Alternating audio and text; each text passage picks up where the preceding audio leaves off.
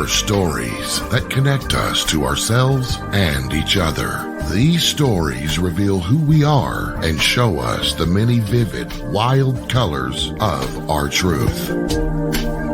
Welcome to Soul Wanderings, where we raise spiritual awareness and foster connections through these shared stories and personal experiences. And now, exclusively on KGRA Radio, I give you your host for Soul Wanderings Radio. Here's AJ.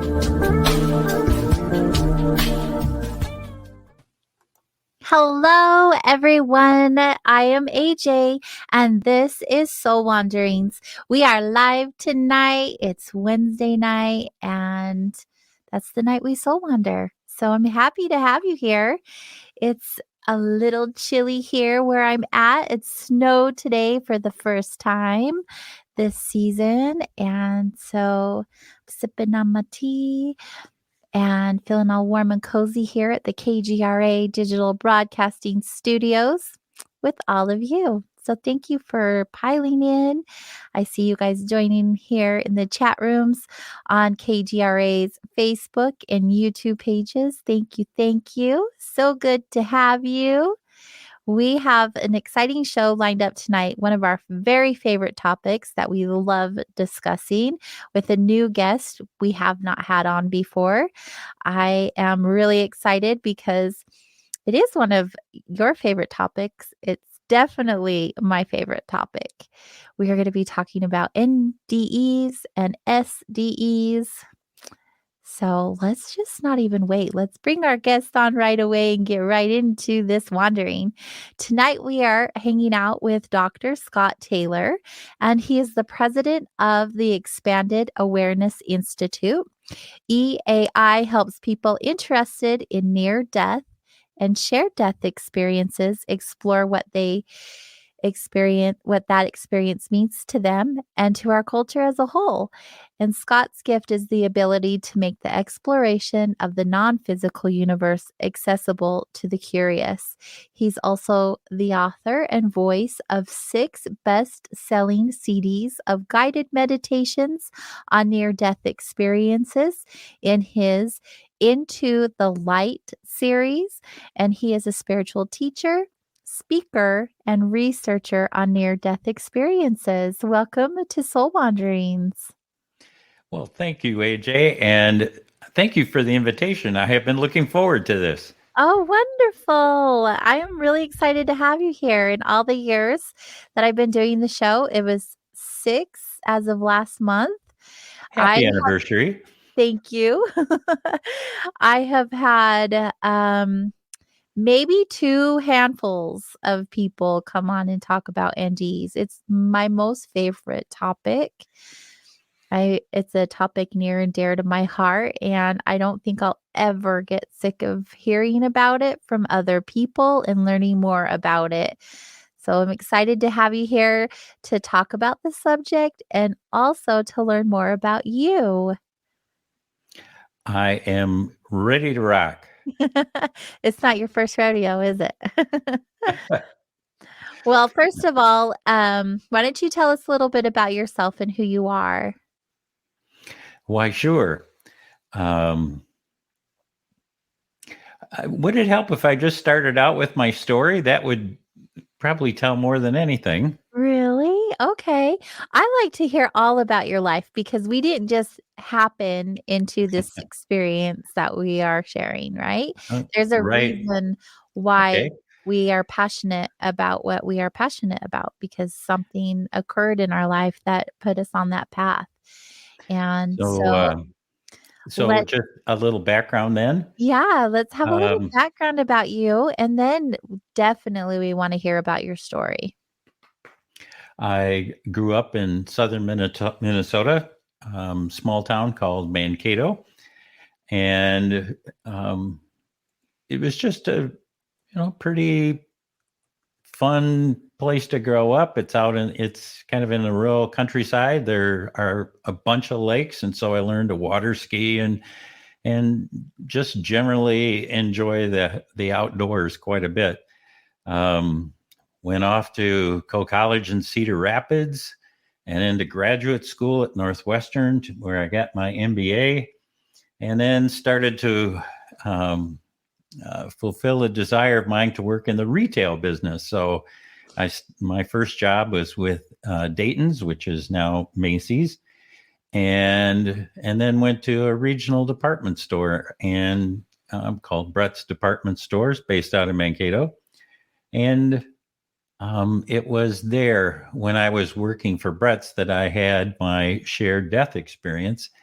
And it completely changed everything about who I was and how I interacted with the world, because it changed how I thought about how the world worked, because I had an experience that told me that what I knew wasn't necessarily the truth. So it changed.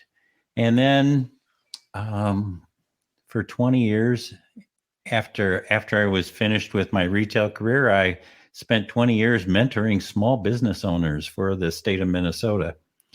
And then I retired from there to become the executive director of the Monroe Institute.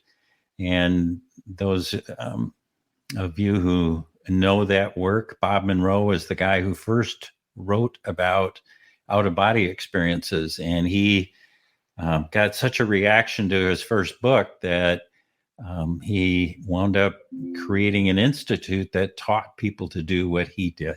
And kind of on the side, I was there, taught for them for 35 years before I became executive director. And then I retired from that again, and then have become really active in this world of shared death experiences and near-death experiences. Been on the board twice for the International Association for Near-Death Studies. I am the MC for their international conferences, done that for a dozen years. So I've met a ton of people who've had near-death experiences. And I did my doctoral work at the University of St. Thomas, which is in St. Paul, Minnesota. And that was in educational leadership.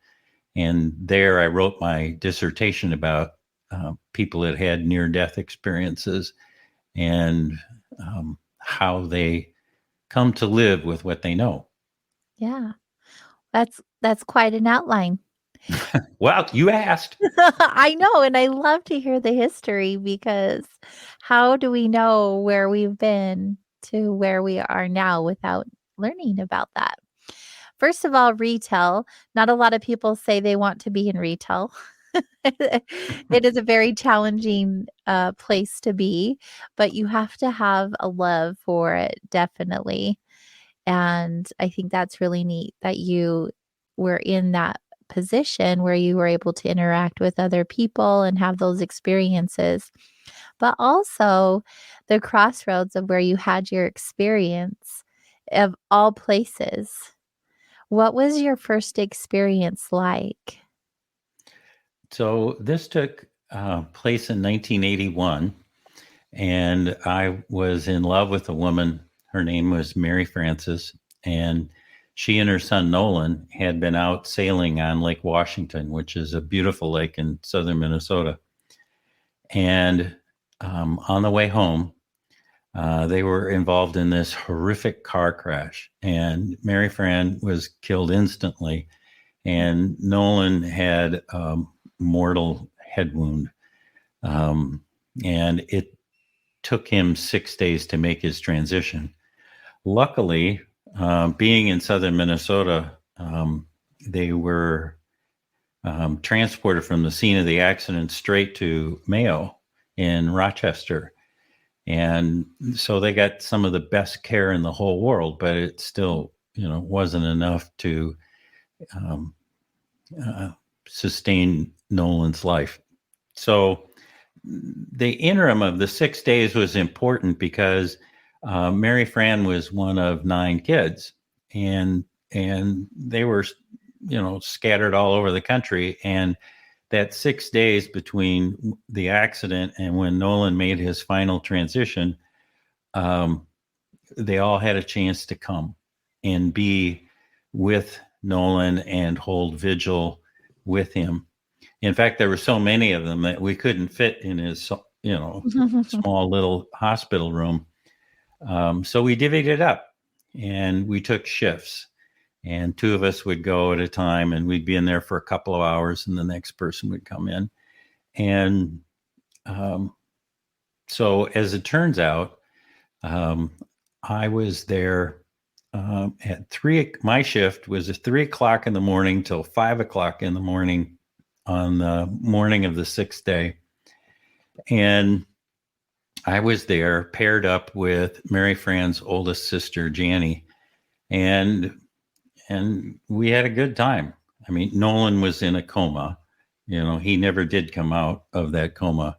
But one of the things we know about being in that state is that hearing is the very last sense to go. And so that's what we did. We went in and we had his favorite storybook. He had just turned 7. So he had some very favorite books of his. And so we, read him stories, and we talked about his crazy uncles who, there were so many of them. I mean, it's a big family. Mm-hmm. It was a big family. There's 40 or 50 people who were in this small waiting room, and they were, higgledy-piggledy everywhere. And the uncles had actually gone out and searched through the Mayo Health System at about midnight and stolen all of the cushions off of the couches that were in the waiting rooms to get comfy. Yeah, so they could put him on the floor and get comfy and answer. So we were telling him stories like that, and it gets to be about 4:45 in the morning, and Janie goes to the end of the bed, and she looks at his chart, and then she looks it up at all of the myriad of monitors that were displaying his vital signs. And she just shook her head and held out her hand to me and said, Scott, it's time for us to say goodbye. And so we pulled up a couple of chairs next to Nolan's head, and we told him that he had been a very brave young boy, and that he had struggled so hard to stay with us. And we knew that he wanted to be with us. But if his mother should come and ask him to go with her, remember she died 6 days before. And so if Mary Fran were to come across the veil and ask him to come with her, that it would be the right thing to do, and that he should go. And that we would love him always. And that he should know that. And we said our goodbyes, and now it's 5 in the morning, and we go into the waiting room. The next shift comes in, and we, try to find an empty cushion somewhere. Well, it wasn't 45 minutes later that the nurse came into the waiting room, woke everybody up, and said that it was time. And so we all filed into Nolan's hospital room, and because there were so many of us, and for whatever reason, I was one of the very last people that entered the room. So it was already like 4 deep around his bed, and I didn't see any sense of doing that. So I just wound up sitting on the windowsill next to Willie, Mary Fran's youngest brother, and we just waited. Those of you who have done vigil with somebody who's making their final transition, many times you just sit there and watch the heart monitor, and it does this little bleep thing, and then it just got slower and slower and slower until it finally just flatlined.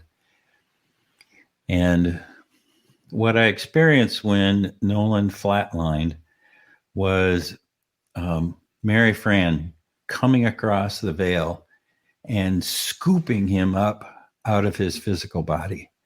And they had this exquisite reunion, as you could only imagine, between mother and son. And it surprised me because I was able to feel what was transpiring between the two of them.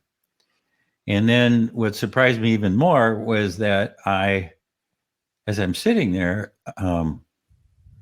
witnessing this, the two of them turn to me, come over and embrace me.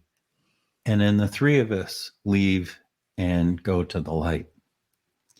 And entering into the light was the most extraordinary experience I've ever had. It is, I mean, it's love times 10,000. I was connected to Mary Fran and Nolan and myself and everyone that was in the universe. I was connected to everything in the universe. There was this astounding joy, ecstasy, this unconditional love that just came from all parts of the universe. I was bathed in this universal love. And we had time. And so the three of us had a chance to express our love and affection for each other. We had a chance to say our goodbyes properly, and that we had a chance to just be with each other for a while. And then, AJ, it was like it just felt complete. You know, we said what we needed to say, we expressed what we needed to express, and then it was okay. And the two of them turned and went further into the light, and I came back to my physical body. So that's part A of the story. There's a part B, but I thought maybe I should pause here and see if you had any questions. Take a breath. I just feel the insurmountable amount of love in that story. And I'm sure that you've shared that story a number of times, but you can still feel that raw emotion inside of you when you share. And I'm sure it doesn't get easier each time that you share it, but you understand the importance of sharing your experience. So thank you for doing that. And I should just interject with that because I need to make it clear. You know, sometimes when I tell that story, my voice quavers, and it's because at the moment of my greatest grief, I'm in my greatest joy. So it's a very complicated relationship I have with that space because, you know, here I am having to say goodbye to Mary Fran and Nolan, but I am also in this extraordinary, wonderful, loving space. And so those two emotions are really linked together. I can't separate the two. Right. And that's okay. So, you know, sometimes when I tell that story, you know, I'm remembering both the loss and the joy. Yeah. And, you know, both of them get me a little teary. Yeah. Yeah, you got me. It's an experience that's intertwined with love and grief, which also is the same in my opinion. If you grieve over someone, that means that there was love there, right? And you were able to have this profound experience where you were able to say your goodbyes. Not everyone has the opportunity to have an SD. Your story is unique. And I know they're becoming more and more common because people are sharing their experiences, but not everybody has them. And so for you to be able to have that opportunity, I'm sure it was ineffable. It was an experience you'll never be able to even put into words. You did well. You did well, but I'm sure every time you tell the story, you feel like it falls short because how could you explain such a profound experience? It's true, and I'm glad you brought up that. Isn't that a wonderful word, ineffable? Yes. It's a great English word that just means, we don't have the English words for this. Right. It's just beyond our capabilities to describe it. And I do the best I can, but it falls far short of what it was like. Sometimes people will ask me about how I communicated with Mary Fran and Nolan, and it was non-verbally. I didn't hear English words. I was able to telepathically communicate with them, and it's so much better. The amount of it's more accurate. It carries with it more emotion. It is able to express things in their entirety instead of in the bits and pieces that come with English words. So it's actually a far superior form of communication than what we're trying to do right now, which is Right. Communicate Find the using words. English words, and you're forever trying to find just the right one with the nuance that describes the situation. Absolutely. Absolutely. Well, you're doing a fantastic job, but I also feel like it is telepathy, how we understand it, but it is a heart-to-heart communication that we just don't have here in this dimension or this reality that we live in. And it's taken place in other realities, which we will have experiences with from time to time, I hope, but then also infinitely at some point. Tonight, we are visiting with Dr. Scott Taylor, and he is sharing with us his extraordinary shared death experience that he had. And we've only heard part one. We'll hear part two when we return from our first break of the evening. So, everyone, stay close. There's more to come. We'll be right back.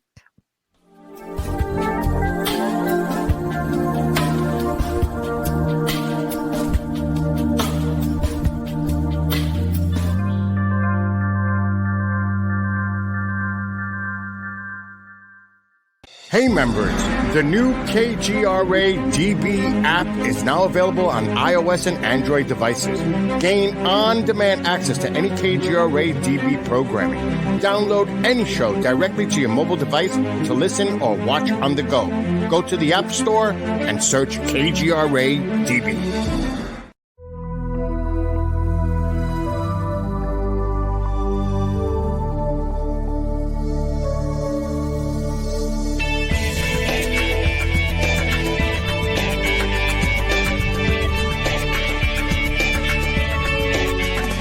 Are we alone in the universe? The most important question facing humanity is on the verge of being settled once and for all. The Mutual UFO Network has been at the forefront of this journey for nearly 50 years. Our members worldwide are dedicated to the research, documentation, and awareness that will shape the future of humanity. Won't you join us?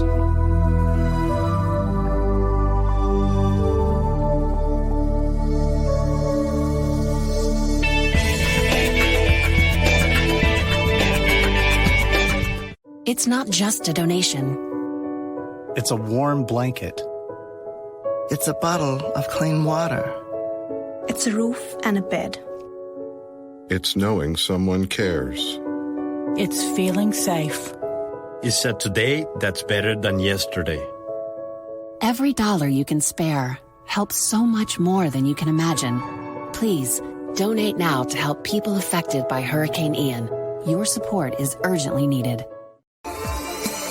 You're listening to the KGRA Digital Broadcasting Network. We provide unparalleled coverage of trending news in the world of ufology, cryptozoology, and paranormal phenomenon. Whether you're watching our video live stream or listening to one of our audio programs, you are getting the best from world-renowned researchers and hosts, guiding you through topics the mainstream won't touch. Miss one of your favorite programs? No problem. Head over to the members area at kgradb.com for access to our massive library of award-winning content. Make contact, stay connected, only at kgradb.com.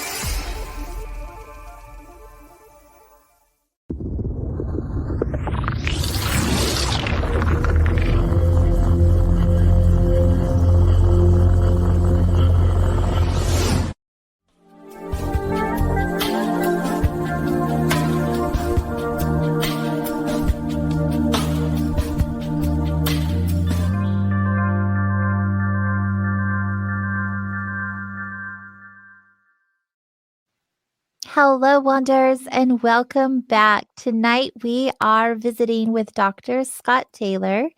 He is the president of the Expanded Awareness Institute, and he helps people who are interested in near-death and shared-death experiences explore what that experience means to them. I really love how many people are starting to share their experience. I'm sure that you probably get a lot of people coming forward now. It's becoming more normal, if you will, to have these experiences shared. But I feel like we've always, across all time, have had these experiences. They just weren't something that we could openly talk about without having some kind of stigma attached to them. So it's neat that people like you are out in the forefront of these lines, helping other people share their experiences and share their truth. It's important that we talk about them, in my opinion. It not only helps us relive the experience, but be validated in the experience and surrounded and supported as well. Thank you for being with us here tonight, Scott. Well, thank you, AJ. So far, we've had a pretty good time. So far, I'm sure it will just get better and better. Your experience was, here we go with the finding the words again. I want to say profound and extraordinary and, of course, ineffable because it was. And I can't even imagine there being more to it, but there is. There is a part B. So I'm at a spot where I'm sitting on a windowsill. I experience Mary Fran coming across the veil, scooping her son up out of his physical body.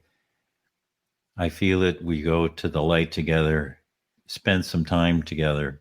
And then once our communication is complete, they move on and I come back to my physical body. But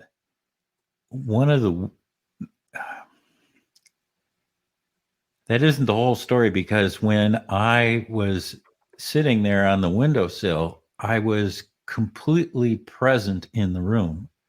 And I was completely present with Mary Fran and Nolan up in the light. Wow. And,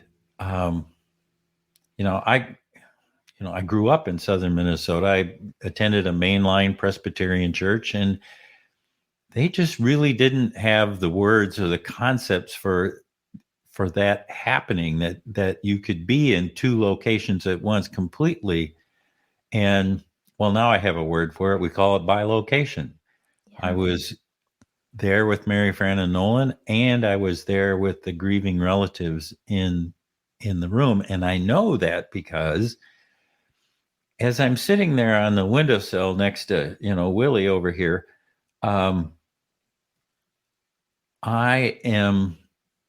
it's like the love of the universe was just trying to burst out of my body. There was this sense that it was just emanating from me. And as a result, the expression on my face was one of ecstasy and joy and reunion. And if anybody in the room had taken the chance to look over at me, my expression would have been entirely inappropriate for the room. It would have been completely misunderstood. And I knew that. Mm-hmm. And so the only thing I could think of to do was to take and cover my face with my hands so that I could be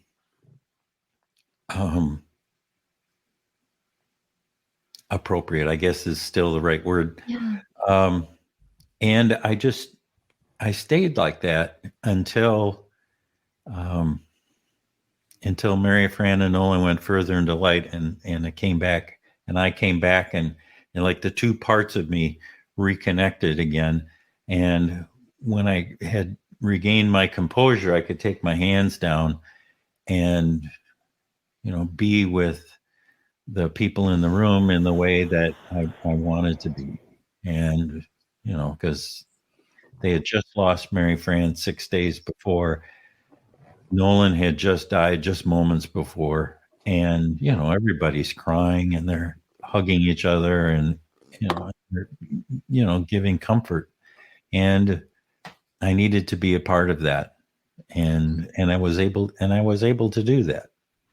So not only did I have a shared death experience, but I was present in two locations at once.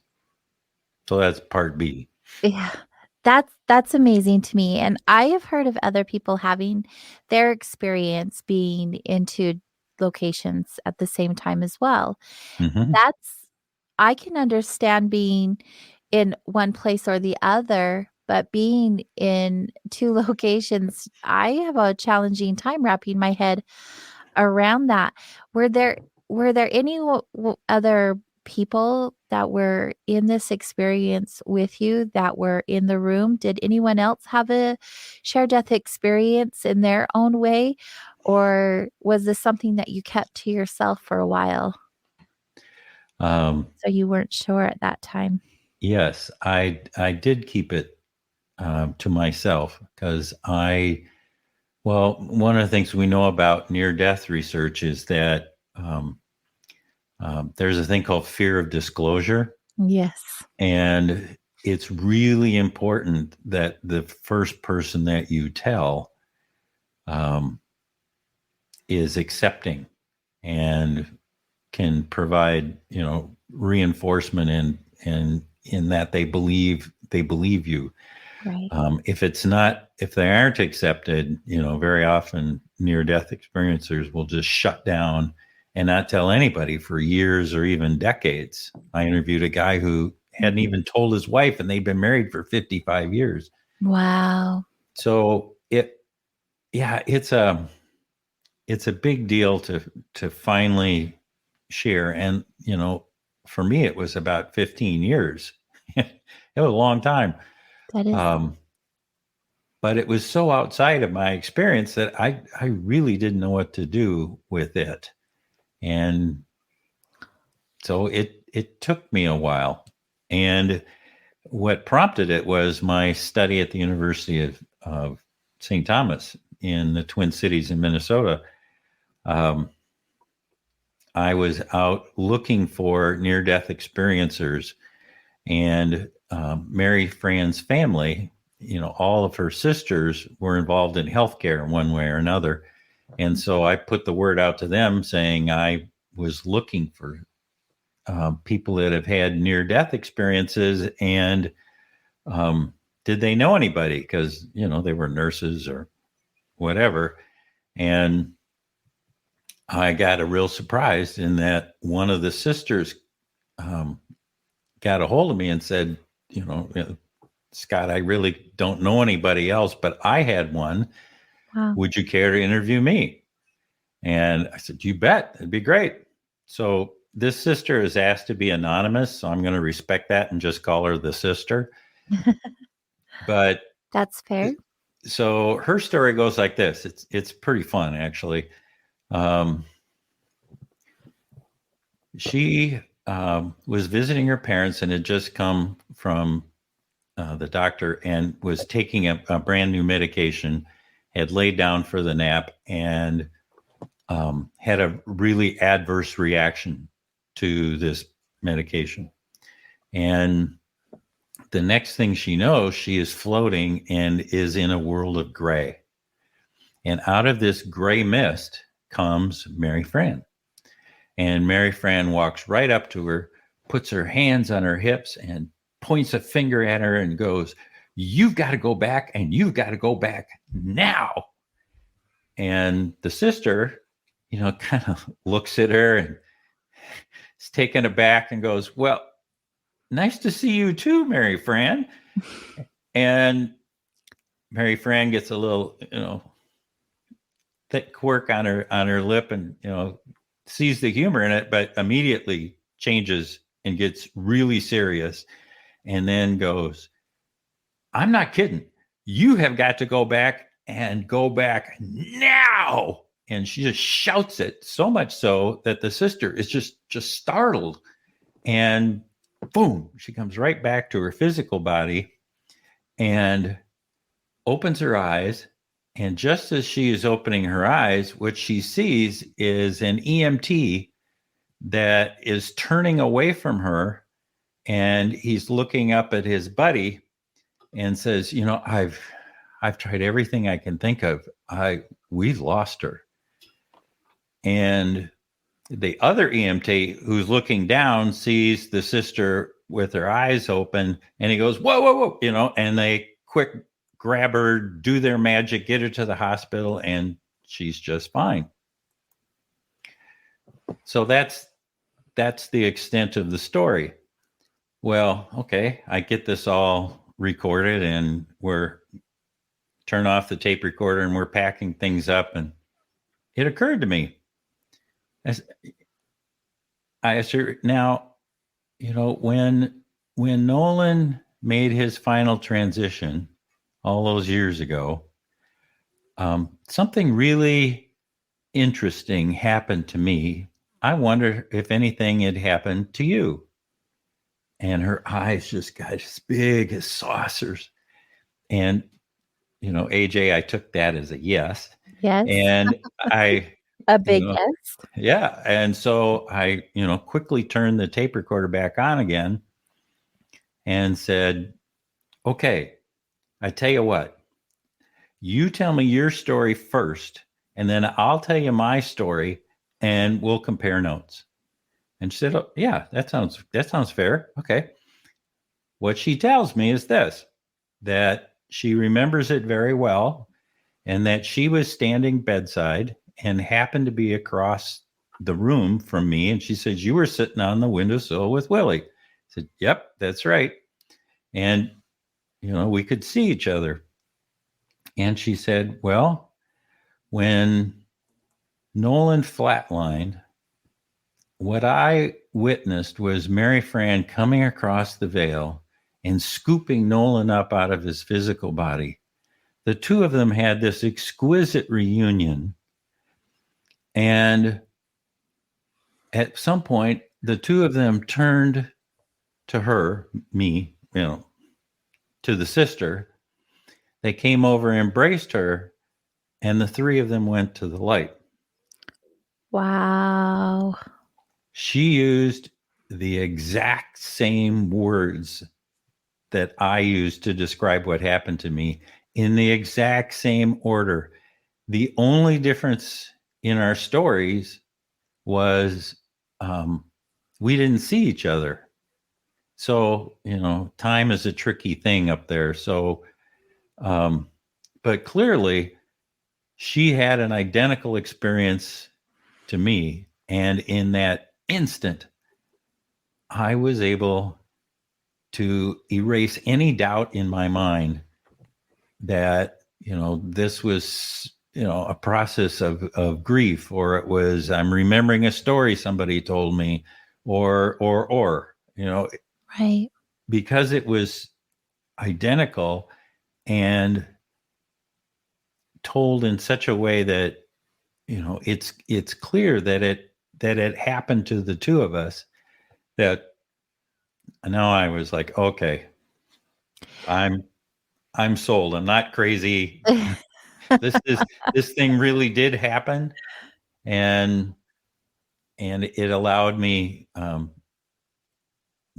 shouldn't allow me. It actually spurred me on to do some really significant research into near-death experiences. And then later, when we had a term for it, shared death experiences, that's what happened to me. And maybe we should take just a second and say the difference between a near-death and a shared death experience. Typically, a near-death experiencer has so much trauma to their physical body that it dies. And, the non-physical body leaves, goes up and has an adventure. And those people that are still here in the physical world do something to the physical body to bring it back, to reanimate it and bring it back to life again. And, of course, then they're sucked back in again. Right. In a shared death experience, it's like what happened to me. There's absolutely no physical trauma at all. I mean, I was just sitting on a windowsill. But I was able to be a part of Nolan's transition. And the other difference is that in a near-death experience, it's your experience. You're going up and visiting the non-physical world and coming back. And in a shared death experience, you are actually witnessing somebody who's making their final transition. So it is the death experience. Right. And as opposed to a near-death experience, which, nobody died, you got reanimated again. Right. And shared death experiences are fairly... They're fairly rare. A new concept, yeah. They're definitely a newer thing, where near-death experiences have been talked about for quite some time now.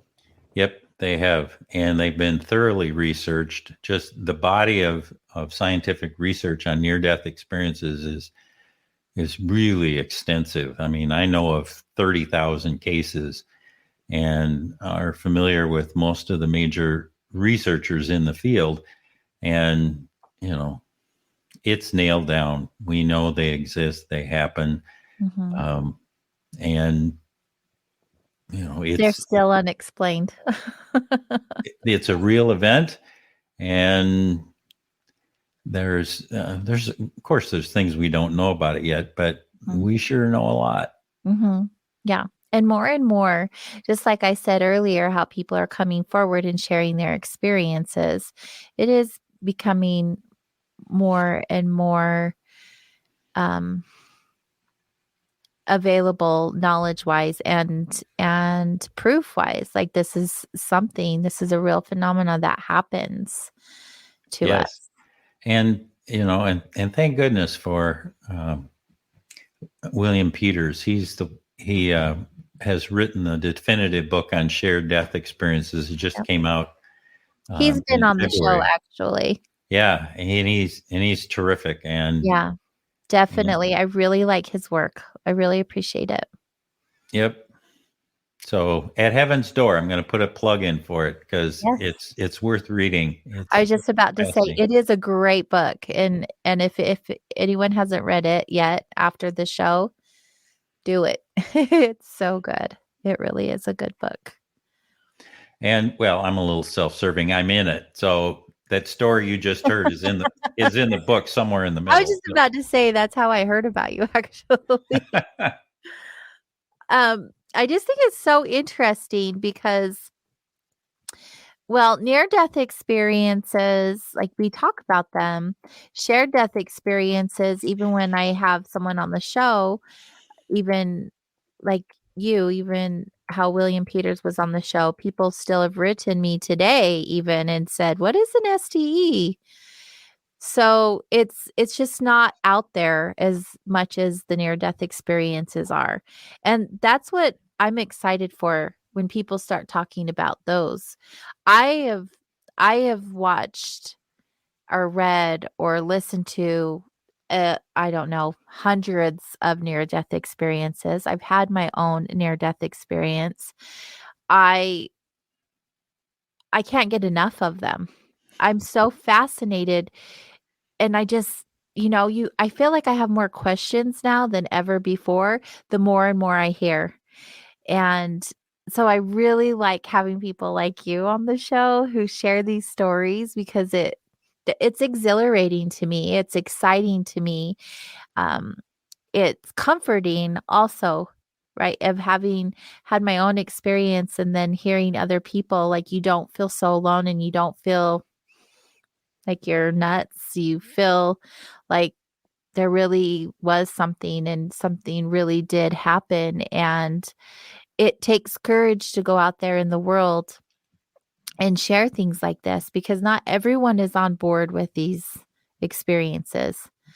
Not everyone is like, yeah, I believe that happened to you.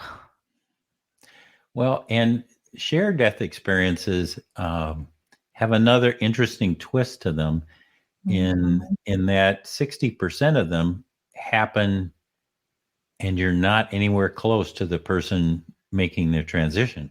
That's what's a trip to me. Yeah. Like And, how? So I was bedside when Nolan made his transition, and I was able to go with him to the light with Mary Fran.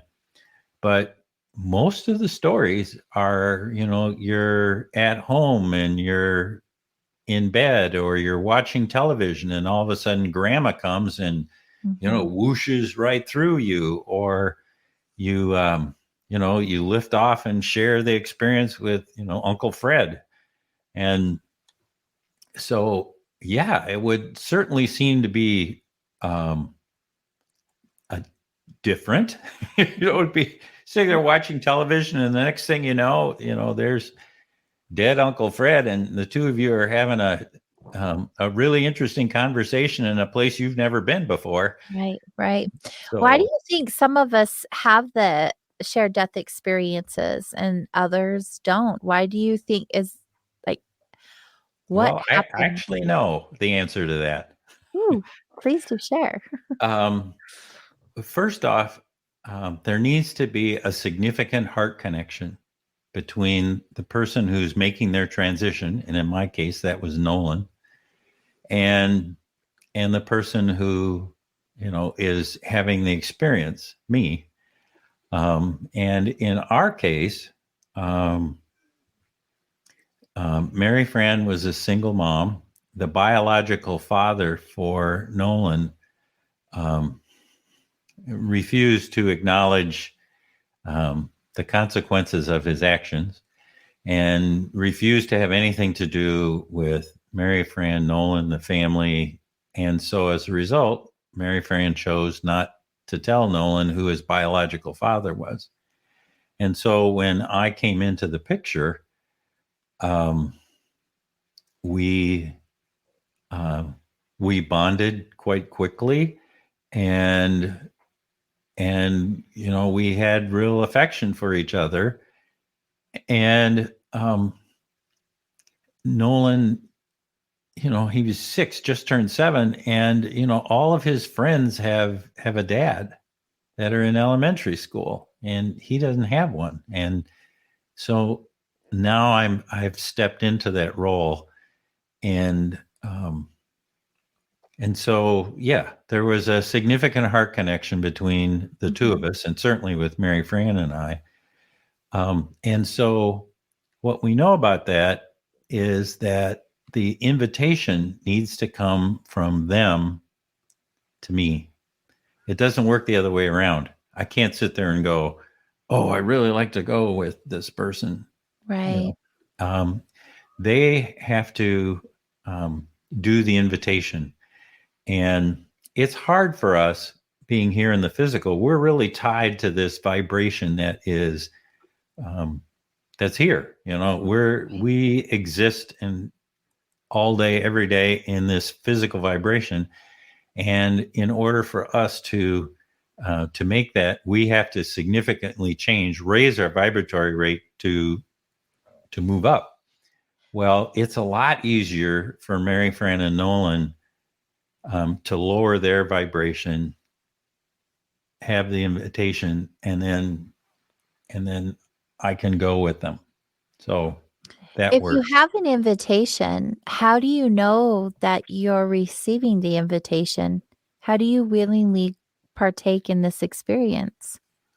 Because it just happens. It just naturally happens. It just happens. I mean, they came, embraced me, and then we left.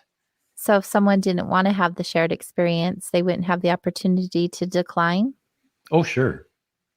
That's what I'm wondering. Like, how does that invitation come forward? That's what.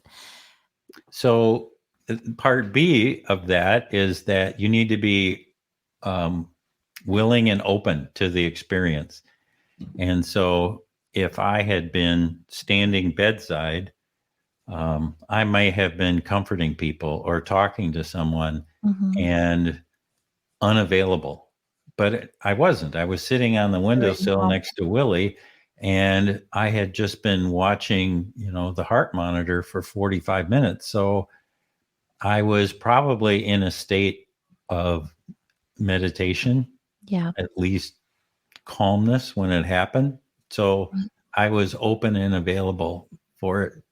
Makes sense. That makes sense because the shared death experiences that I've heard of people having, they're doing something that is meditative in a way or sort of somewhat checking out from this, like the watching the TV or reading a book or asleep or whatever that looks like. So that would make sense. You're just in a different state of being in that moment when the invitation is given to you. Yeah. Just profound, just amazing and beautiful. Just wow. Again, in no words, it's just such an incredible experience for you to have and others to have the shared death experience together. We are at the top of the hour, so we need to take our last break, but the second hour is completely commercial free. We'll get to continue to wander with our guest, Dr. Scott Taylor. So everyone stay close. We'll be returning here in just a moment.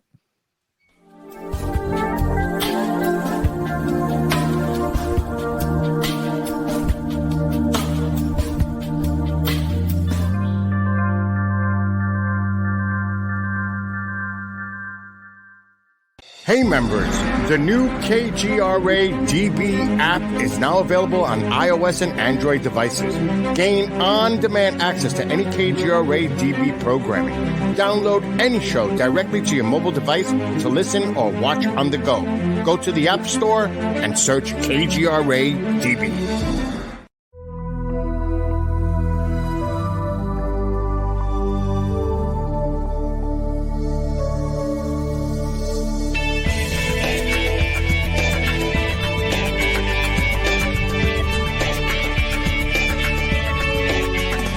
Are we alone in the universe?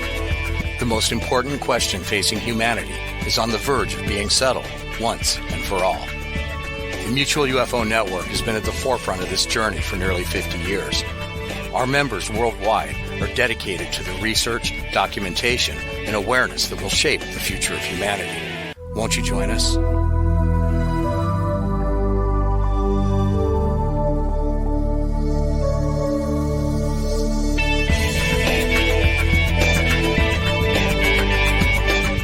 It's not just a donation. It's a warm blanket. It's a bottle of clean water. It's a roof and a bed. It's knowing someone cares. It's feeling safe. It's a today that's better than yesterday. Every dollar you can spare helps so much more than you can imagine. Please, donate now to help people affected by Hurricane Ian. Your support is urgently needed.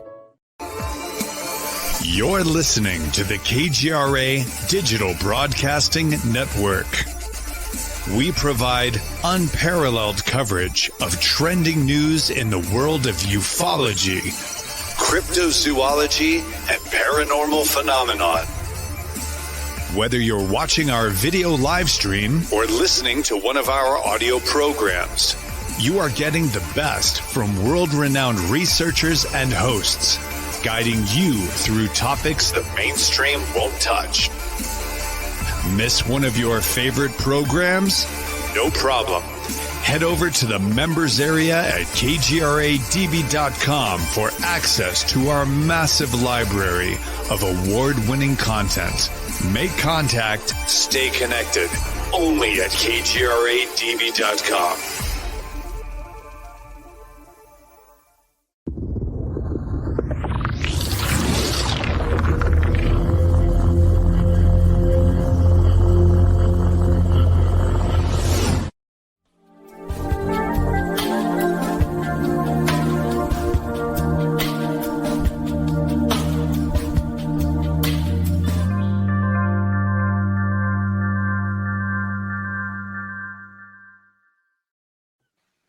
Hello, Wanders. Welcome back.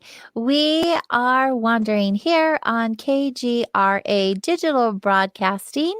You can find out more about Soul Wanderings by visiting soulwanderings.com. But KGRA not only has my show, has a ton of other shows for you to listen to. It's your number one paranormal and alternative talk network. So if you have not visited KGRADB, I highly recommend that you do. It's my invitation to you to go over there, check it out. They're constantly adding new shows and behind the scenes content. So if you want to become a member, make sure you jot down my promo code SOUL21, SOUL21. That allows you to receive 30% off your membership. Then you can save some money. We all like saving money. It's a good thing. So visit kgradb.com and of course soulwanderings.com to learn more about myself and all the good things that I get to do in my life and the world. Tonight we are hanging out with Dr. Scott Taylor, and he is an author and voice of 6 best-selling CDs of guided meditations on near-death experiences. They're called Into the Light series. We're going to hear about those. He's also a spiritual teacher, speaker, and researcher on near-death experiences and shared death experiences. Hello, Scott. Welcome back. Thank you very much, AJ. We have another hour to wander with you, and I'm so delighted about it. Oh, good. Me too. Kind of like the topic, huh? So you were talking about people having experiences like these and being afraid to share them with people. And I can understand that, the fear of disclosure, as you put it. Mm-hmm. It is a thing. It's definitely a thing. And people will wait several years, if not their lifetime, to share the experience that they had. But why do you think that is? Well, early on, I think people just didn't believe it. And, if you came back and said, I talked to God, I saw dead Grandma Ginny, they would really quickly put you on medications or, put you in a straitjacket. And that's not kidding. I mean, that happened to people. So Yeah. And especially if you come out of a community that is, not used to talking about spiritual events, and all of a sudden you're telling your story at church or at the, grocery store or something, and, people just like, whoa, this is just too bizarre. Yeah. The other thing that happens is that when people come back, they are significantly changed. They have this really different worldview. Well, like for me, you know, I'm in 2 locations at once. I'm having the ability to communicate with Mary, Fran, and Nolan. I'm also connected to them and, you know, kind of our human community and the universe at large, and trying to explain what it means to be in a unity universe where everything is connected to everything else and you know everything. Mm-hmm. That all you have to do is ask the question and there's the answer. Right. It's so outside of our experience that people would, you know, look at you and go, yeah, right. Right. Well, now, you know, it's Raymond Moody came out with his book in 1975. That was the very first book that talked about near-death experiences. So it's been a long time. Mm-hmm. And, you know, it has now crept into our national consciousness, our human consciousness. And boy, what a difference that has made. Okay, hang on 2 seconds. I'll be right back because this is cool. Yay, do we get show and tell? It's true. I didn't think I'd go here, but all right, here we go. We know it's significantly different than it used to be. Excuse me, Mike. Sorry. Because, shoot, forgot the second part. This is really so yeah, this is just like being a kid, right? This is I like show and tell. So if, call it 10 years ago, if I said to you, AJ, what is the symbol for death? You would probably come up with this image. I don't know if you can see that very well, but it's the Grim Reaper. Mm-hmm. You know, it's somebody that's dressed in a dark cloak and they've got a sigh. Mm-hmm. And, you know, and the image of death is something that's horrible, dark, capricious. Mm-hmm. There's just nothing about it that you would like to have, right? So it's something really to be avoided. And the person who's going to help you make the transition looks like this, you know? So that's not true anymore, because now the image that has replaced death in the common lexicon is this one. It's the light at the end of the tunnel. And when people talk about death now, that's the image that comes to mind. I mean, let's face it, Harry Potter in his last film had a near-death experience. And he goes up to King Cross Station and he has a conversation with the dead Dumbledore. He learns things he shouldn't possibly know unless he was talking to Dumbledore, and he comes back into the physical world, you know, to complete his battle with he who shall not be named. So, I mean, it has really entered into our culture, this idea that death isn't scary. It's, in fact, it's just the opposite. It's a very loving process. William Peters talks about, you know, he interviewed 800 people, and every single one of them, 100% of them went to a benevolent afterlife.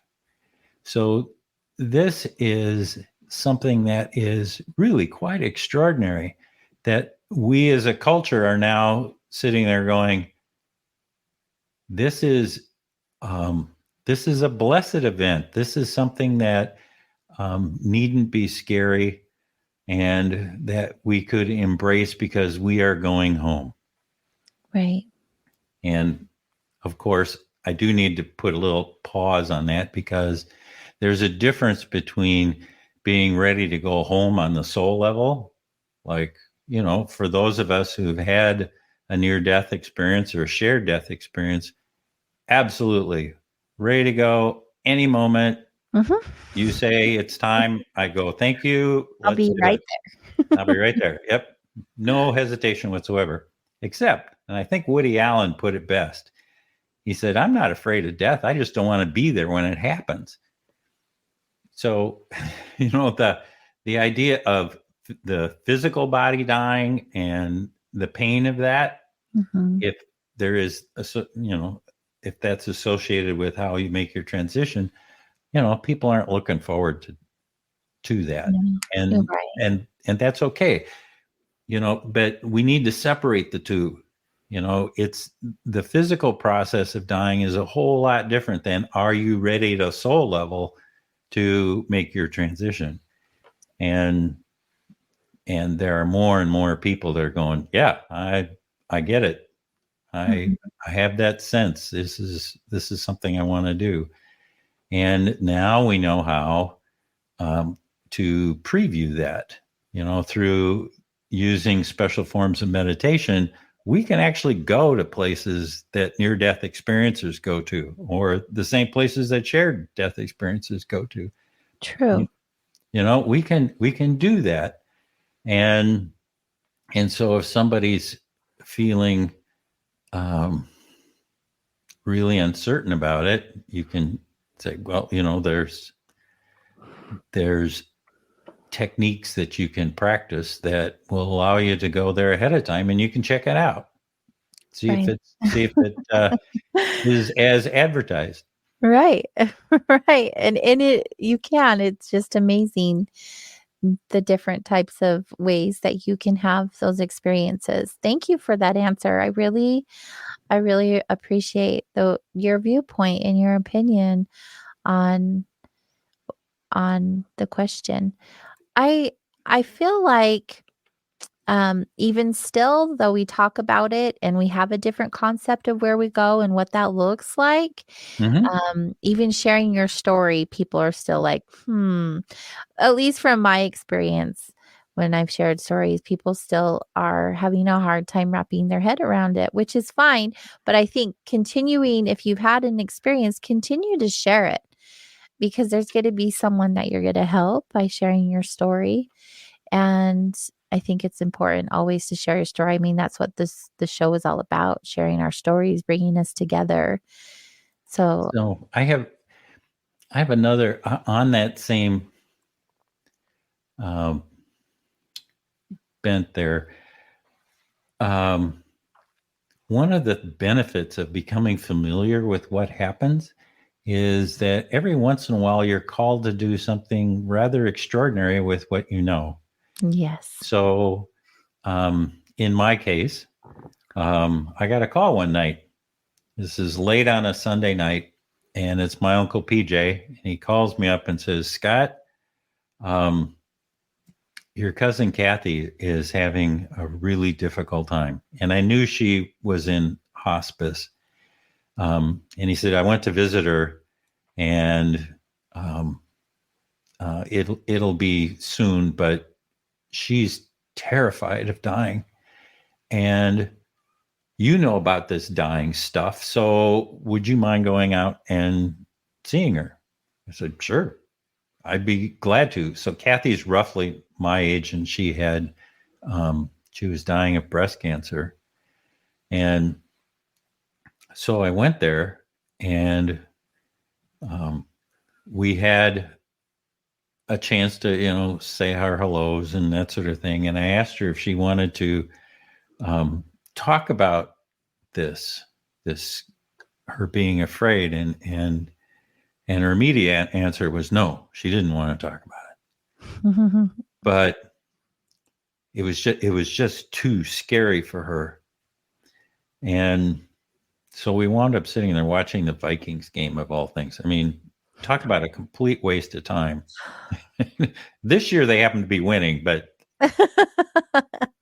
every other year there's no hope. Anyway, so the commercial comes on, and I had this thought, which was, well, Kathy, when you leave your physical body for the last time, there'll be an escort there to help you guide you to the light. And do you want to, who would you have show up to escort you? And without a second's hesitation, she said, Uncle Bill. And okay. And, and then she kind of looked at me and went, how do we know he'll show up? And I said, well, we just sent him an invitation. And she said, what do you mean? Well, you have to think about it like this. So when I asked you who you wanted to pick you up, did you imagine Uncle Bill standing next to your bed?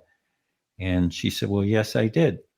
And knowing Uncle Bill, because he'd passed away some years before, would he come if invited? Well, absolutely. There you go. That's all the invitation that needs to happen. And I said, you know what? He says, you get to plan your party too. She said, what do you mean? I said, well, when you get into the light, the first thing that'll be there are all our relatives that, have passed on before us, and they're waiting for you. And there's going to be a party in your honor, and you get to pick. She said, what do you mean I get to pick? Well, let's do it this way. Do you want the party inside or outside? And she goes, well, I want it outside. Okay, you want a tent or no? Yes, I want a tent. And is it in the woods or is it in the prairie? She said, I want it right on the edge of the woods. So woods on one side and flowers and prairie on the other side. Great. Food? Yes, I want picnic food. Great. Music? Yes, I want a guitar player there. How about games? No games. So why? So because I want to talk to them. I don't want to be distracted. I want to have this lovely time of reconnecting because I haven't seen them for so long. It's a good point. And then she kind of looked at me, AJ, and she gets this look on her face, kind of she's cast her eyes down and she's all drawn. And I said, Kathy, what's wrong? I said, well, at my picnic, can I have beer? Yes, you can. Yes, you can. That polka song is wrong. The one that goes, in heaven there is no beer. Anyway, I haven't heard that, but it's her party. She can have a beer if she wants to. She can have beer if she wants to. And so we go on like this and we figure out who's going to come and, all the invitation lists. And we, I don't know, we spend a considerable amount of time planning her party. And when we kind of wrap it up, she looks at me and goes, Scott, if you don't mind, would you leave? And I said, sure, Kathy. She says, I'm exhausted. Yeah. And I said, I understand that. Planning parties is hard work. She goes, yeah, it is. And so I kissed her goodbye and left. Well, I got a call early the next morning that about 2 a.m, she made her transition. And it was a totally different Kathy when I left than when I got there. When I got there, she was terrified of dying. And when I left, she was anticipating who she was going to meet and the kind of party that she could have and the beer. And, she was looking forward to something. So this is a really long story. Sorry. It's a great story. To emphasize a point, which is I knew something about near-death experience. I knew nothing about hospice work, but I knew enough about what happens in that experience that I could translate it into that new situation. Mm-hmm. And I think that's really helpful for all of us to become familiar with what that transition might look like. And you can read near-death stories. You can read shared death stories. There's a fairly predictable pattern of what is likely to happen. And boy, does that make all the difference in the world. I mean, for yourself, but what happens if you run into a relative like mine who's really afraid? And now is the time, to pull that information out and go, I've read a bunch of stories about people and how they made their transition. And, you get an escort, you get a party, you get to, and it's. And what a moment to share with them. Yeah. And so they get to look forward to something instead of being afraid. They get to look forward to the light at the end of the tunnels, because that person that's there, that's great Aunt Betty who's just waiting for them. And they're going to have this glorious, wonderful reunion. I just think it's so amazing and wonderful. I've never had an SD before. I have sat with someone as they transitioned, and it's not anything that you could ever put into your mind how it would play out, how it would feel, what that experience would look like. But the gratitude in being there when the transition took place is immeasurable. And I feel like that's something that needs to become more common. We have been conditioned to fear death because it's a judgment day. Religion has taught us so much about dying and how it's scary that we just have feared it. So many of us have. And until we have a different understanding, we don't know better, or differently, I should say. Yeah, to be able to sit there and say, there really isn't anybody judging you. Right. Ever. Right. It just doesn't happen. It's one of the benefits that comes from reading the materials or reading about near-death experiences. You find out that the only person that does any judging at all is you. Yourself. You get to look over there's a life review. And as you're reviewing your life, you can sit and point out, wow, that was really interesting. I helped that person, and look what happened as a result. Oh, I was a jerk here. I could have done that better. And you're the only one that has anything to do with it. There is somebody who accompanies you when you're having that life review. The name for this entity, I call it the teacher protector. And their only job is to love you through the experience and to help you through, so that when you're reviewing your life, you get some perspective. Because they're really, most of the time, the only thing that happens is that they ask one question. It's, what did you learn? What did you learn? What did you learn? What'd you learn from that good experience? What'd you learn about being a jerk? And so it's a profound gift that the universe has created for us. This idea that we can review our life and understand it from one of three perspectives. Typically when you relive your life in the life review, you relive it as yourself, with all the thoughts and feelings and sensations, emotions that go with it. And then you also review it as the other person in the scene. So you get to see what your reaction, or, how your behavior affected the other person. And then you get to see the omniscient point of view, God's view, if you will. So we're having an exchange, and then we get to see how that exchange ripples out into the universe. Right. And wow, what a gift. What a gift.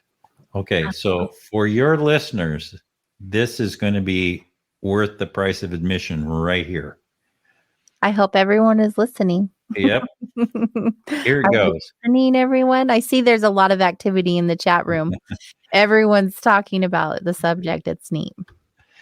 So during the life review, you have the teacher protector there, and they're loving you through this experience. And say you come upon a scene when I'm being a jerk, and I relive that scene, and I go, man, I could have done that so much better. You can stop the scene, rewind it, or have your teacher protector do it, because they know how that works. So you can rewind it, play it again, only this time take a different role. Yeah. And instead of being a jerk, be a good person. Offer help and advice. Offer to be supportive instead of being not supportive. And you get a chance to redo that particular scene in your life. And here's the cool part. That is really cool. Is that experience is now added to the human experience for all of us. It's just as real as the first time when we went through it and we were a nasty person. Yeah. And if you don't get it quite right, do it again and do it again. Each one of those iterations, you get a chance to try out different things, try different approaches until you find one where you go, that's closer to who I am. And that's the one, that I wish. That resonates. And all of them get to be part of the human experience. So talk about it being instant karma relieving. That's really what it's about. It's like, you don't have to relive your whole life again. You can fix it right then. It's like, That's really neat. That's not a perspective I've heard of before, having it happen in that moment. Yep. And so that I had one guy tell me, that what he did was he would speed things up and slow things down just for the fun of it. And like he's reliving his life and he's mowing his yard. And because he was in Minnesota, as he's mowing his yard, the air is filled with mosquitoes. He could slow it down so far that he could count the mosquitoes. Oh, wow. That were flying around him that he'd kicked up with the lawnmower. So all of this means that we can change things. We don't have to accept things the way they are. We've got a teacher protector there. You can just turn to is there a way that we can look at this through another lens? Or could I invite somebody else into this scene that wasn't there the first time? Just now all of a sudden your creativity gets all juiced up, and you can, begin to say, that's an extraordinary thing, what we just did. Mm-hmm. And you have somebody, I don't know how many times they've done this teacher protector thing, but I bet it's a bunch. So, they can offer suggestions, and all you have to do is ask. So you are well looked after in this. Yeah. I'd like to believe that's true. And I know everyone has an opinion about what happens after, or if anything does at all. I see some activity in the chat room. If you guys are watching us live or listening to us live, hang out over on KGRA Digital Broadcasting's YouTube page. You can join in that conversation. Also, Facebook. There's not a lot going on over on Facebook. It looks like everyone's hanging out on the YouTube tonight. But I think it's a neat perspective, and it's not one that I've heard of that I can recall. The life review, definitely, I've heard of that several times.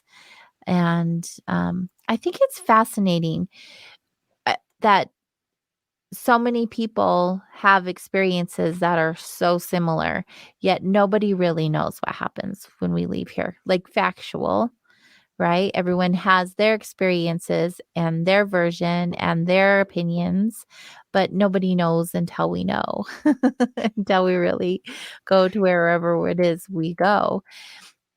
Well, that's one of the beauties of studying shared death experiences, because you're actually sharing in an actual death experience. I was going with Nolan and Mary Fran, but Nolan in particular, as he's making his final transition. Yeah. Mine happened to stop at the light, and we had a chance to hang out and say our goodbyes. But, there are other people who had SDEs, and, they went to the reunion party. They went to the Healing and Regeneration Center. They went to that area of life between lives where we plan things out, or the Akashic records. They went there. Right. And so this isn't like a near-death experience. It's like, oh, that was crafted just for you because you needed to learn a lesson. Well, no. What you're doing is you're accompanying somebody on their actual death experience. So all of a sudden now, this becomes less about opinion and more about, this is what really happens during a death experience, because there are people who are there who have witnessed it. And now the interesting thing for me is that it's almost identical to what happens in a near-death experience. So, well, let me stop you right there. I was going to ask you, you research near-death experiences, but have you had one of your own? Not a near-death experience, just my shared death experience. Not just. It wasn't a just, but go ahead with Thank what you. you were saying. Cancel that just word. Yeah. And it's with the near death. I have when I speak about near death experiences to whatever group, invariably somebody will come up to me afterwards and go, "Gosh, I really would like to have a near death experience." And that's when you look at them and you go, "No." I know. I'm like, no, you don't, because that involves physical body trauma that will take you years to recover from. And in that same accident, real people die. Yeah. And in my case, it was Mary Fran and Nolan. I mean, they're not here Maybe anymore. They're just looking for something that is just profound for them. Maybe they're seeking answers outside of themselves, because so many of us do that. I mean, it's just human nature, right? Sure. What they're really saying is that moment. Yeah, they're saying what they'd love to have is a spiritual experience that puts them in touch with that. And I'm trying to dissuade them. The repercussions of what they're really saying, like what that really truly means. There's a lot of aspects. Let's not do that hurt the body thing. That just is a bad plan. Yeah, let's not. Let's give a big old pass on that one. Well, if you obviously had your SDE, but what made you so fascinated in doing all of the research for near-death experiences? Oh, that's a good question, AJ. Well, when I came back, I had this sense. No, that's not the right word. Because I had been there once, I figured I could do it again. And I just had to figure out how I could go back and be with Mary Fran and Nolan in that space. Because if I did it once, I knew I could do it again. I just had to figure out how. You just wanted it so badly. And so I went all over the world. I went to all these sacred sites. I went to, Machu Picchu and the pyramid and the Sphinx and the Oracle of Delphi and Stonehenge and more cathedrals than you could shake a stick at, which meant I had awesome vacations, but in terms of getting that extra little bit of juju, that would propel me into the non-physical universe, crickets. Just nothing. Just and and then I started doing TM, and I studied with the Emoto religion in Japan, and I went to I studied with shamans in North and South America, and really none of it did it for me until I came to the Monroe Institute, and their binaural beat technology that Bob Monroe developed really made a difference. It allowed me to enter into and hold expanded states of awareness such that I had time to figure out how to navigate in that space. And the lovely thing about binaural beat technology is that, once you've been there and done it a couple of times, you don't need it anymore. You just chuck the headphones and you can do it on your own, because like anything else, your brain remembers. It comes naturally. Boom, and you're there. So, what do you have to say to those who feel like, well, there was a comment in the chat room that brought on this question. The suffering that we experience in our lives. There's not an understanding to why we have all of this suffering as humans. So my belief is that when we come into the physical world, we sign up for a tour of duty. And that, in fact, I know that there's this big group of folks, I call them the Council of Friends, that helped me design this particular life. So, I picked my parents, I picked my brother and my sister, I picked where we were gonna, where we were gonna live.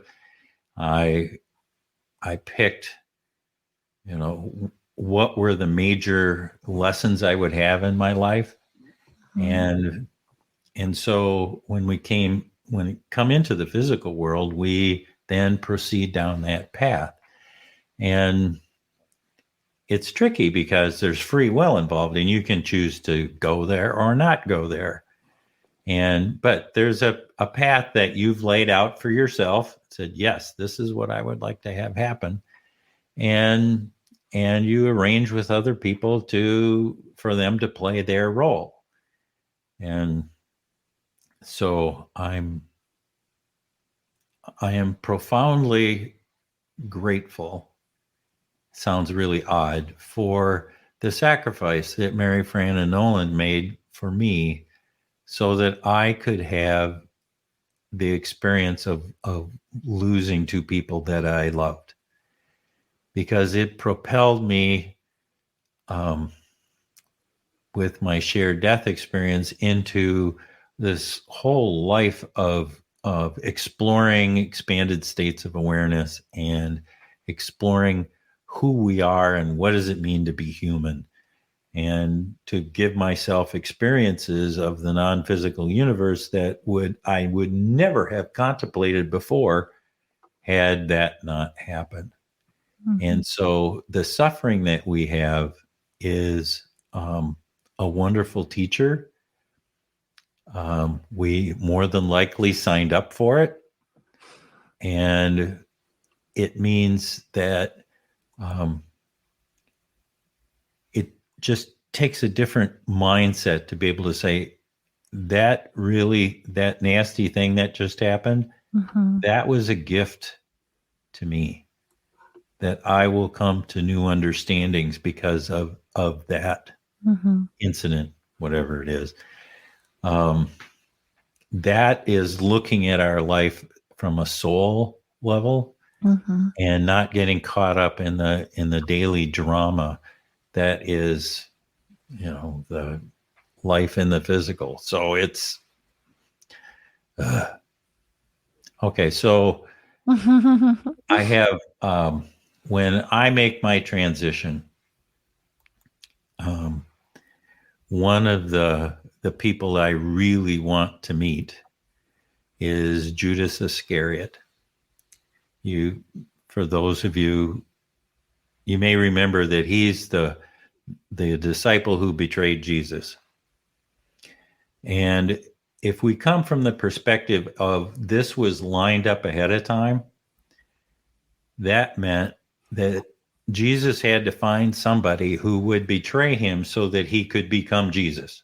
He can't be who he is without Judas Iscariot. He needed somebody. So in my mind, what he did is he turned to his best friend in the whole world and said, would you do this for me? Would you be the one who betrays me, because I need that to happen? And who else would do it but his best friend? Who else would survive 2,000 years of vilification and hatred over that? But it was a profound act of love. So I think it is incumbent upon us to learn this. How do we view our life in terms of can we take the soul perspective, and can we take the nitty gritty? I mean, honest to God, we do have to live here and pay taxes and pay the rent and have enough gas. Have to do the human stuff. We got to deal with the stuff here. Yeah. And we also are guided by something that is much greater than who we are, and that's our higher self and all of the help that's up there to make that happen. It's a bit like bilocation, that idea that you can be here in the physical and have a soul's perspective that says, this isn't exactly what you seem, what you think is going on. And all will be revealed in time. Like, oh, really? Right. Really? Do we have to wait?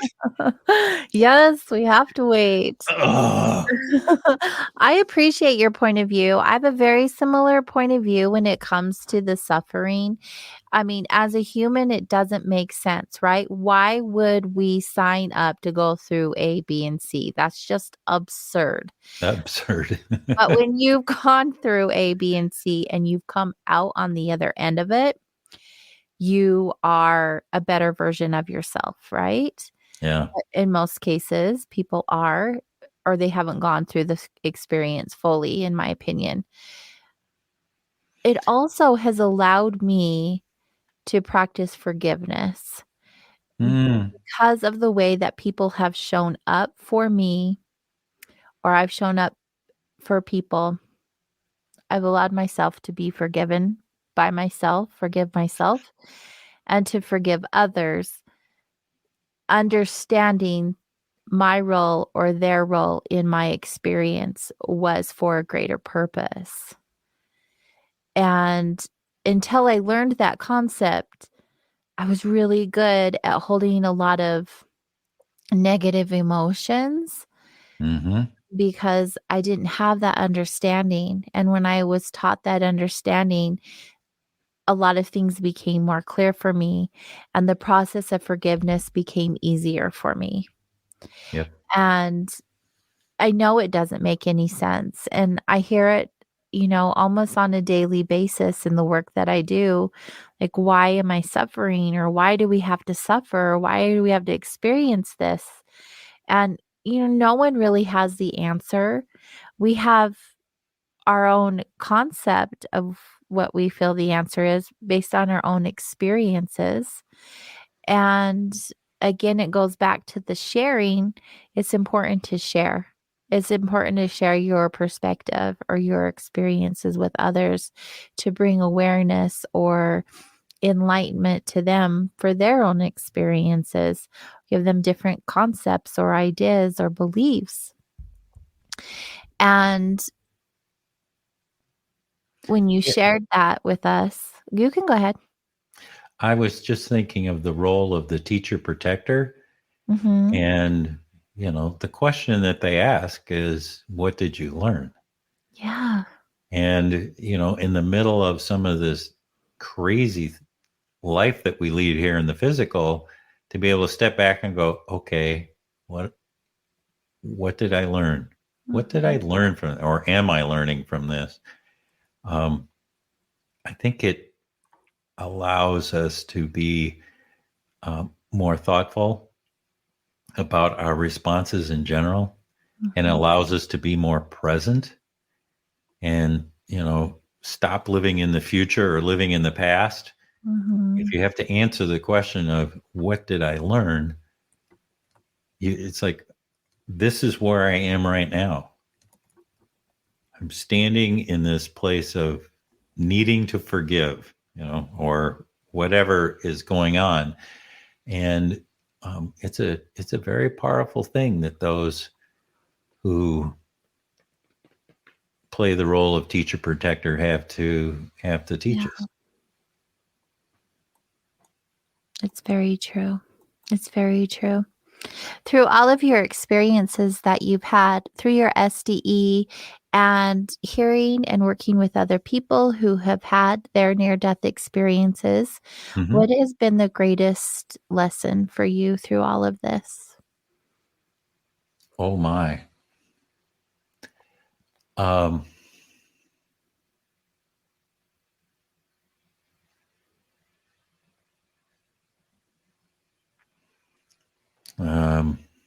That I'm more than my physical body.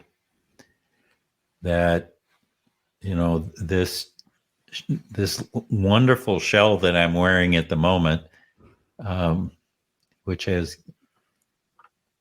really been quite extraordinary in my trip in the physical. I mean, it will go away at some point, but I existed before I came into my physical body, and I will exist after I leave this physical body. And that perspective changed everything.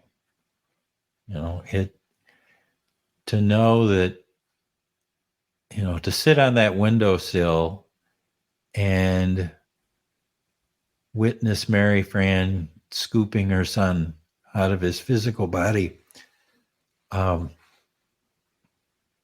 me not only about life everlasting, but the importance of and the permanence of love in our lives. That goes on and on forever. And isn't that a wonderful thing? Infinite, as love is. Thank you for that answer.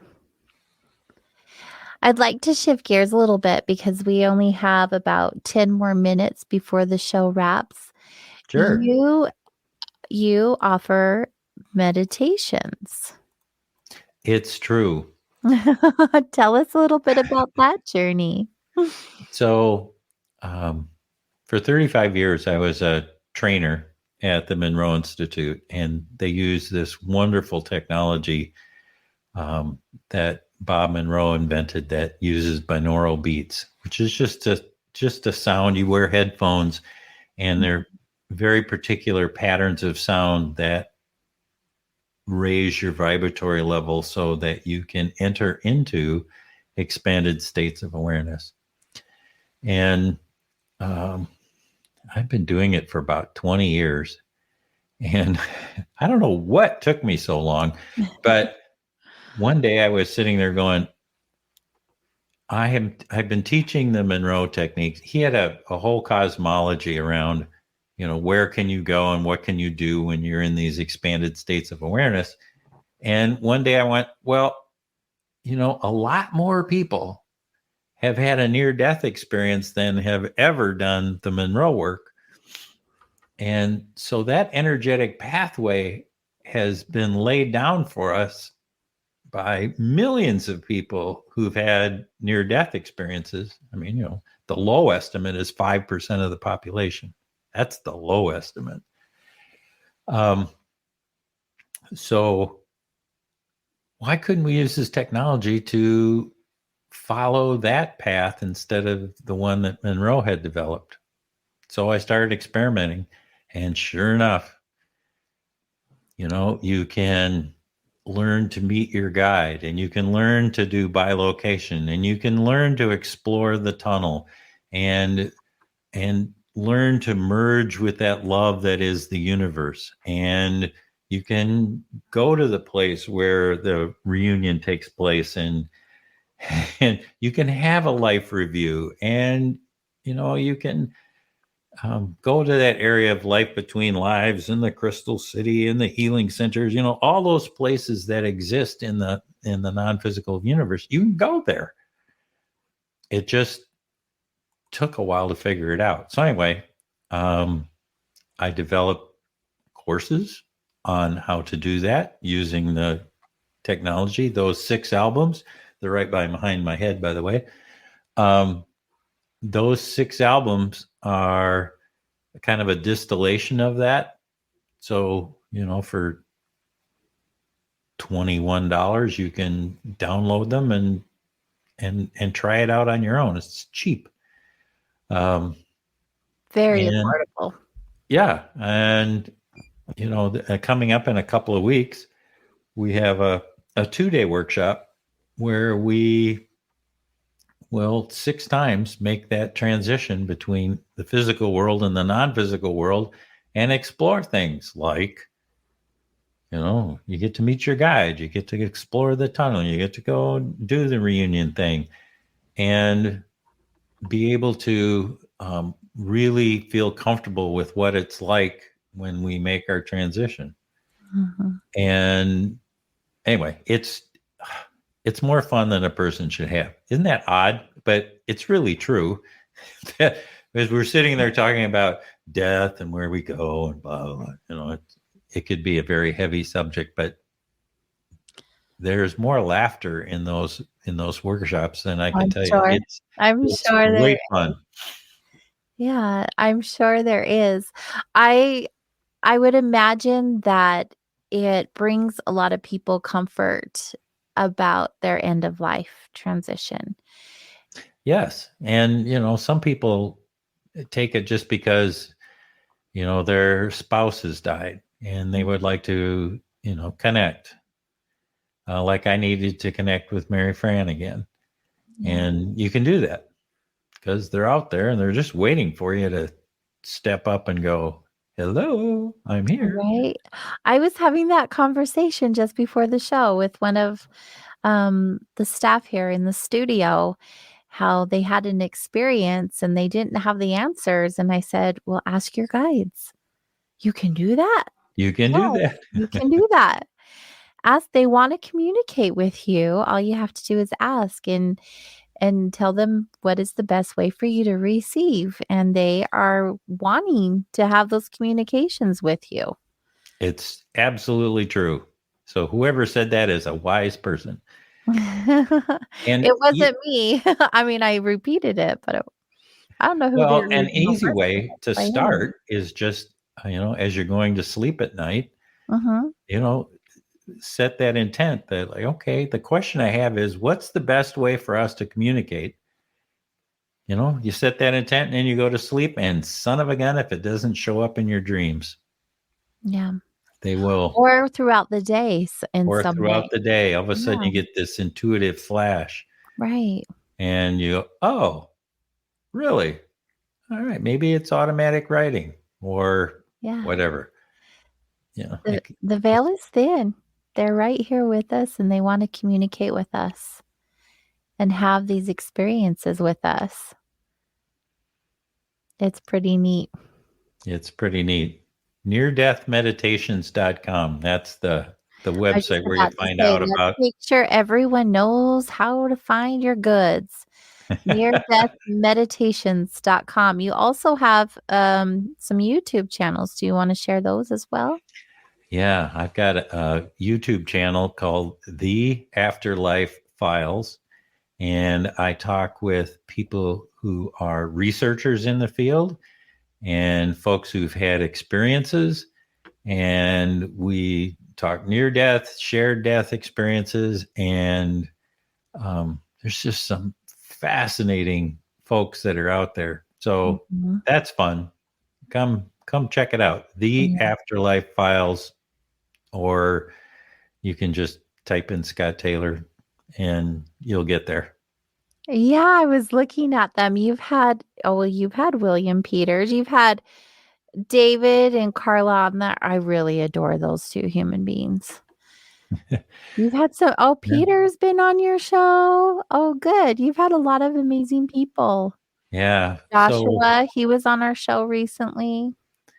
So I had most recently, or 2 weeks ago, I had my old office mate had a corporeal sighting. He had a corporeal visit from his deceased wife, meaning he met her in the hall and was able to communicate with her and give her a hug, and she gave him a hug, and it was real. She was there in his arms, and they got to talk a little bit, so that he was so worried about her, and she just told him that she's fine. She came to comfort him. Yep, she came to comfort him. Anyway, it's a fascinating interview. That alone is worth the price of admission. That's the second time I've said that tonight.